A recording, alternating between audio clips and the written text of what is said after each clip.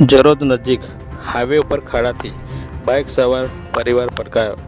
માતાનું મોત, પુત્રનો આબાદ બચાવ. બાઇકની પાછળનો વ્હીલ ખાડામાં પછડાતા યુવક કાબુ ગુમાવતા બન્યો બનાવ. વતનમાં બીમાર 4 વર્ષની પુત્રીની ખબર જોવા નીકળેલ પરિવારને અકસ્માત ટળ્યો.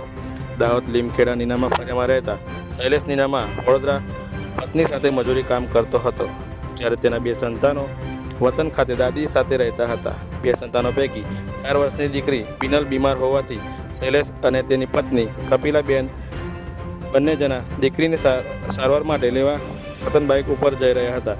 તે વખતે જરોદ હાઈવે રોડ ઉપર વરસાદને કારણે પડેલા ખાડામાં બાઇકનું વ્હીલ પડ્યું હતું, જેથી બાઇક પાછળ બેઠેલા પત્ની કપિલાબેન સીટ પરથી નીચે ઉતરીને ચાલુ બાઇક પરથી રોડ ઉપર પડી ગયા હતા. આ બનાવ પત્ની કપિલાને શારીરિક ઈજાઓ થતાં તેથી તેને સારવાર માટે સયાજી હોસ્પિટલ લાવવામાં આવી હતી, જ્યાં તબીબોએ તેને સારવાર દરમિયાન મૃત જાહેર કરી હતી. રિપોર્ટર પંકજ વસાવા સાથે જનાર્પણ ન્યૂઝ, વાઘોડિયા.